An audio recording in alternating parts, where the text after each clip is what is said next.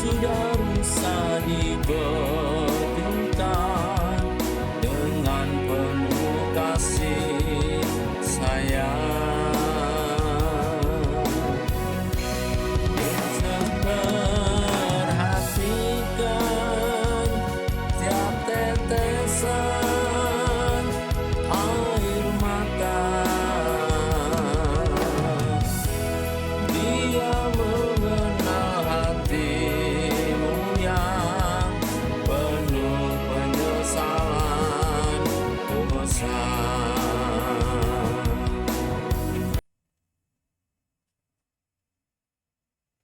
Shalom Bapak Ibu yang terkasih jemaat Tuhan, GKJ Gundang Winangun, selamat berjumpa di dalam katekisasi Pangrimat pada malam hari ini, tanggal 2 September 2021. Sebelum kita merenungkan firman Tuhan pada malam hari ini, mari kita berdoa. Saya hantarkan Bapak Ibu semuanya. Bapa kami dalam nama Yesus, Bapa yang penuh kuasa, terima kasih Tuhan pada malam hari ini kami boleh bersekutu di dalam katekisasi Pangrimat malam ini Tuhan. Kami boleh mendengarkan firman-Mu, siapkan hati dan pikiran kami Tuhan, supaya kami boleh mendengar firman-Mu, sabda-Mu pada malam hari ini Tuhan. Terima kasih Tuhan, di dalam nama Yesus kami ucap syukur dan berdoa. Amin.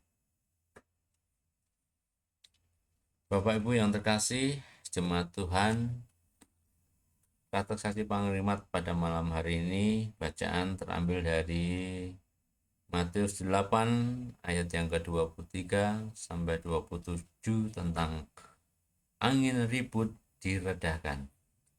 Lalu Yesus naik ke dalam perahu dan murid-muridnya pun mengikutinya. Sekonyong-konyong mengamuklah angin ribut di danau itu, sehingga perahu itu ditimbus gelombang, tetapi Yesus tidur. Maka datanglah murid-muridnya membangunkan dia, katanya, "Tuhan, tolonglah, kita binasa." Ia berkata kepada mereka, "Mengapa kamu takut, kamu yang kurang percaya?" Lalu bangunlah Yesus menghardik angin dan danau itu, maka danau itu menjadi teduh sekali. Dan heranlah orang-orang itu, katanya, "Orang apakah dia ini sehingga angin dan danau pun taat kepadanya?" Bapak Ibu yang terkasih jemaat Tuhan, firman Tuhan pada malam hari ini saya beri tema tetap beriman di dalam Tuhan di masa sukar. Di dalam bacaan Injil malam ini kita membaca dan membayangkan bagaimana Yesus membentak angin ribut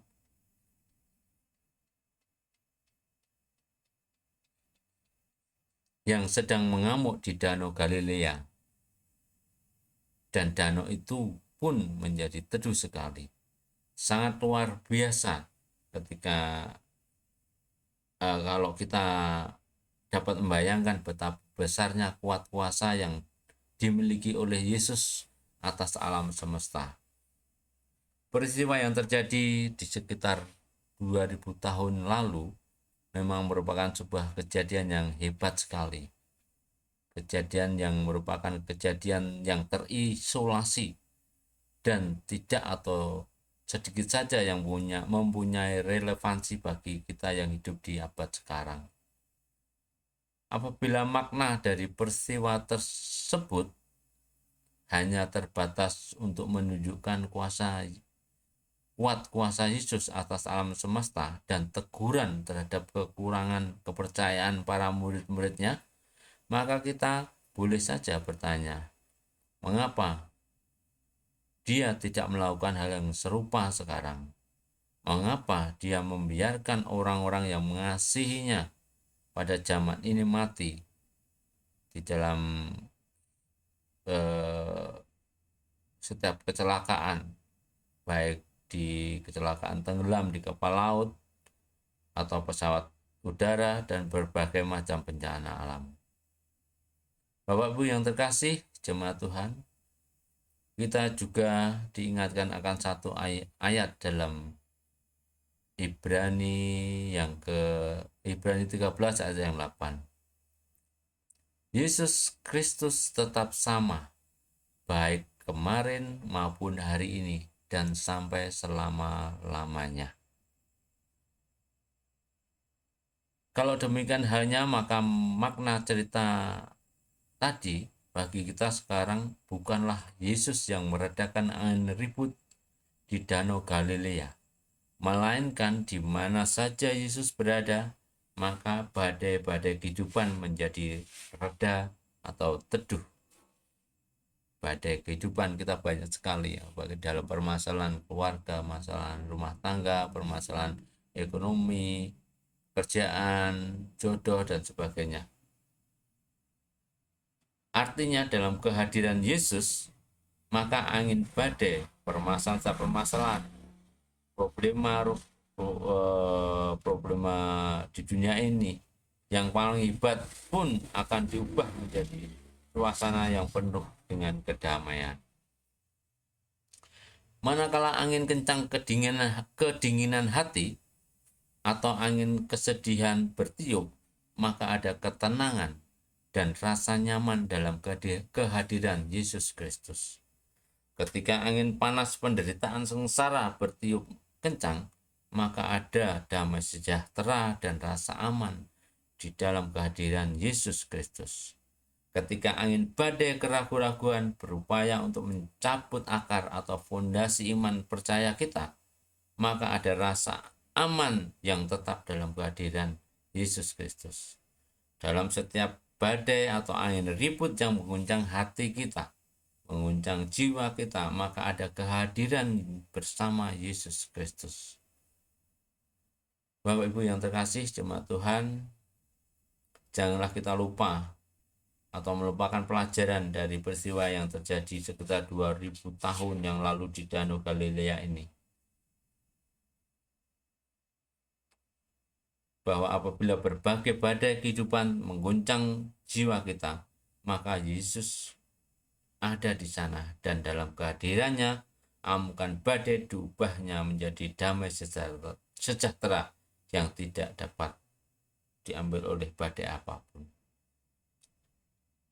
Kita bisa membayangkan Bapak Ibu Saudara yang terkasih, pada saat itu seumpama kita berada di masa itu, di masa murid-muridnya Yesus bersama Tuhan Yesus berjalan di atas perahu, terus terjadi badai yang mengamuk. Saya yakin dan percaya Tuhan Yesus tidak mungkin tidur pada saat itu. Tuhan Yesus mengajarkan, sebenarnya memberi pelajaran iman buat murid-muridnya. Di saat ada badai, Tuhan Yesus pasti tahu akan ada badai saat itu. Dan Tuhan Yesus tidur saat itu. Dan murid-muridnya sebenarnya saat itu diberikan pelajaran iman yang luar biasa. Tapi murid-muridnya tidak tahu. Seperti kata pada saat ini, seringkali kita menghadapi masalah, berbagai macam problema rumah tangga, problema pekerjaan, masalah keuangan, masalah jodoh, masalah apalagi. Kita sering tidak sadar bahwa Tuhan Yesus bersama kita. Saya yakin Tuhan Yesus pada saat itu tidak tidur. Di saat kita sedang menghadapi badai guncangan hebat dalam permasalahan kehidupan kita, Tuhan Yesus tidak tidur. Dan Dia ingin supaya kita tahu bahwa ada Tuhan Yesus di situ, ada hadir di situ. Tapi apa yang dilakukan para muridnya pada waktu itu, dia malah panik, gusar, takut. Dan apa yang dilakukan adalah membangunkan Tuhan Yesus, yang seharusnya kalau umpama kita berada di masa itu, Tuhan Yesus tidur, harusnya kita ikut tidur, tidak malah bingung dengan ada badai yang menghantam kita. Kita harusnya tidur, karena apa? Kalau kita ikut Tuhan Yesus tidur, pasti badainya akan reda sendiri. Tapi apa yang dilakukan murid-muridnya pada saat itu, dia tidak tidur tapi malah bingung, panik, dan berbagai macam ketakutan. Seperti halnya kita kadang sering seperti itu. Coba kalau kita tahu Tuhan Yesus hadir, ada di sisi kita, ada hadir di tengah kehidupan kita, pasti kita juga tidur saat itu. Saat ini pun kita tidur aja kalau Tuhan Yesus tidur. Artinya apa? Kita berserah kepada Tuhan. Kita sadar ada Tuhan hadir di situ bersama kita. Jadi kita tidak perlu panik, tidak perlu bingung dalam menghadapi permasalahan kehidupan kita saat ini, apalagi di masa pandemi seperti ini sangat sukar sekali. Seperti tema di atas, tetap beriman di dalam Tuhan Yesus di masa sukar. Kita beriman kalau Tuhan Yesus ada di situ, berarti kita beriman gitu. Tapi kalau kita tidak tahu, tidak sadar bahwa Tuhan Yesus hadir di dekat kita, bersama kita, berarti kita tidak beriman. Gitu saudara, Bapak Ibu saudara. Di dalam Matius 8 ayat 26 berkata, "Mengapa kamu takut, hai kamu yang kurang percaya?" Itu yang dikatakan Tuhan Yesus pada saat itu. Demikian juga saat ini Tuhan Yesus pasti berkata demikian. "Mengapa kamu takut, hai kamu yang kurang percaya?" Dengan kata-kata ini Tuhan Yesus menegur para muridnya, yang namun sebenarnya kata-kata itu pun ditujukan kepada kita juga. Yesus juga menegur kita karena mempunyai rasa takut terhadap begitu banyak hal. Ini adalah pelajaran yang bagus sekali, Bapak Ibu Saudara yang terkasih. Tuhan Yesus sungguh ingin mengajar kita betapa sering kita merasa khawatir, betapa sering kita gelisah tentang begitu banyak hal tanpa sedikit pun ada keyakinan akan kebaikan Allah dan kuasanya. Tentu saja kita tidak perlu membuktikan bahwa rasa takut itu sudah begitu menyebar di dalam kehidupan kita, menyebar luas ya. Seperti contoh orang-orang miskin atau orang-orang siapapun, orang saat ini, orang yang merasa takut bahwa besok mereka tidak dapat makan. Orang-orang kaya merasa takut akan kehilangan kekayaan mereka. Orang-orang yang kurang berpendidikan merasa takut terlibat dalam pembicaraan dengan orang-orang yang lebih berpendidikan karena khawatir dipermalukan. Orang-orang yang terdidik seringkali merasa takut kehilangan posisi dan prestis sosial mereka. Kemudian jangan lupa juga adanya begitu banyak orang yang percaya akan hal-hal yang bersifat tahjul, takut ini, takut itu. Orang-orang yang tidak beragama atau iman kepercayaan tertentu merasa takut terhadap ketidakpastian hidup. Teristimewa ketidakpastian berkaitan dengan hari kematian. Yang sangat menyedihkan serta mengejutkan adalah apabila kita berjumpa dengan orang-orang yang beriman, saleh dalam melakukan kewajiban agama mereka, namun masih saja dihinggapi rasa takut yang kosong dan sia-sia.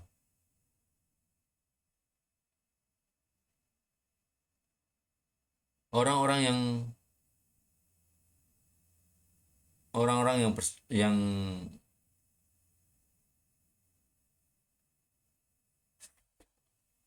disebut terakhir tadi adalah orang-orang yang seperti para murid-murid tadi di atas dalam bacaan Injil tadi.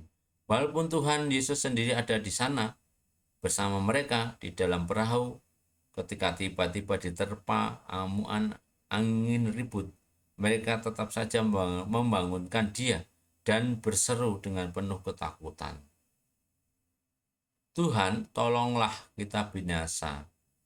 Itu orang-orang yang beriman sebenarnya, orang-orang yang beriman pada masa itu.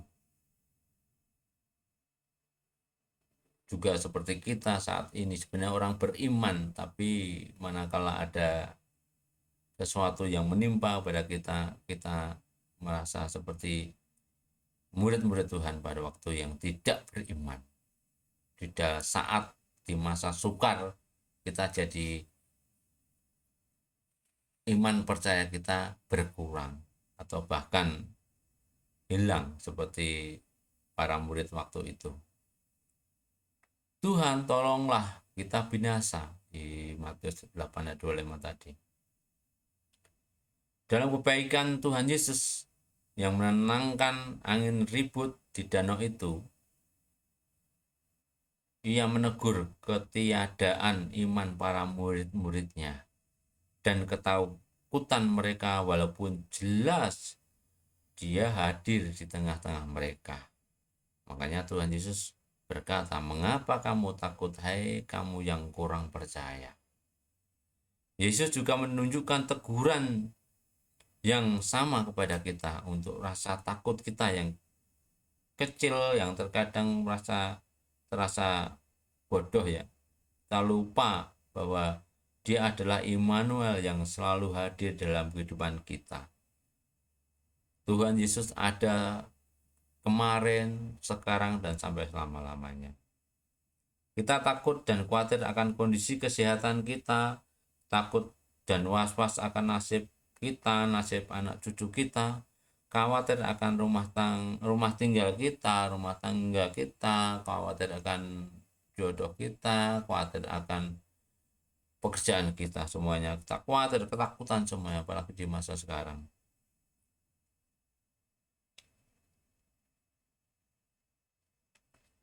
Akan tapi pada kenyataannya ada begitu banyak rasa takut yang seperti tadi, seperti murid-murid tadi yang menghalang-halangi pekerjaan kita, yang menghalangi iman kita, kebahagiaan dan kehidupan spiritual kita.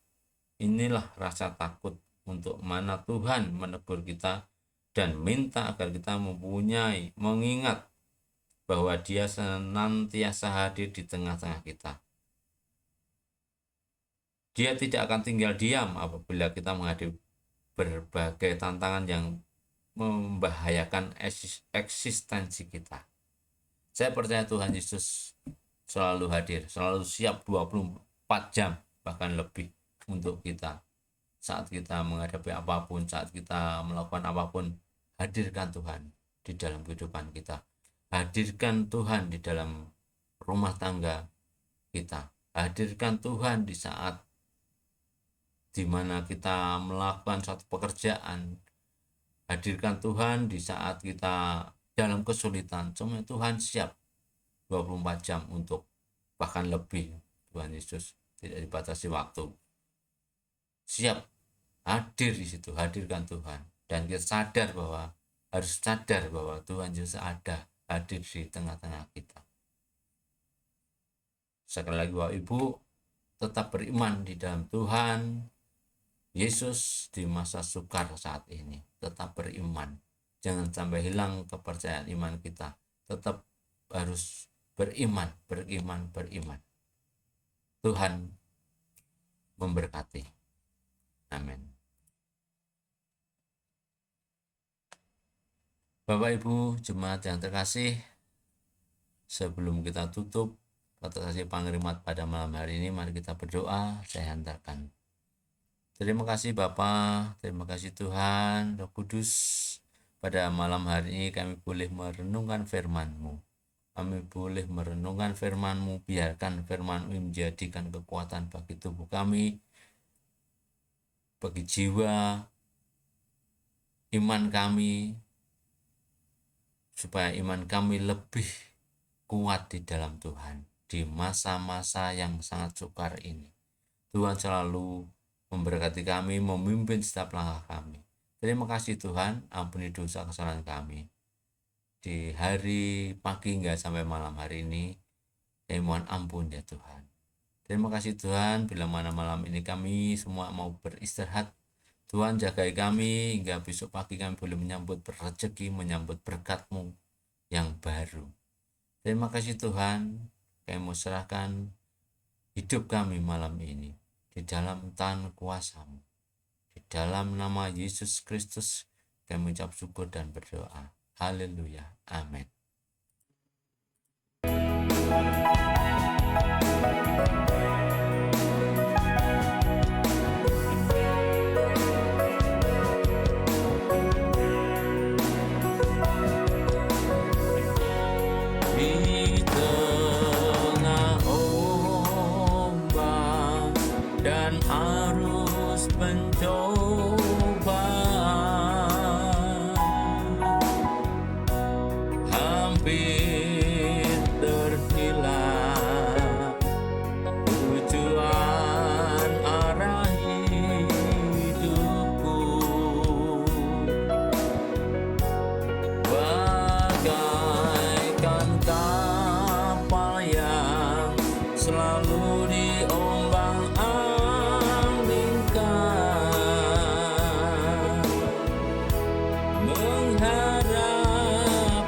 kasihnya, seolah-olah tiada mampu.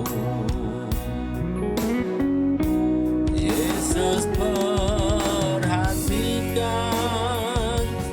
kehidupan setiap orang yang sudah rusak dibetulkan dengan penuh kasih sayang. Yesus perhatikan tiap tetesan air mata.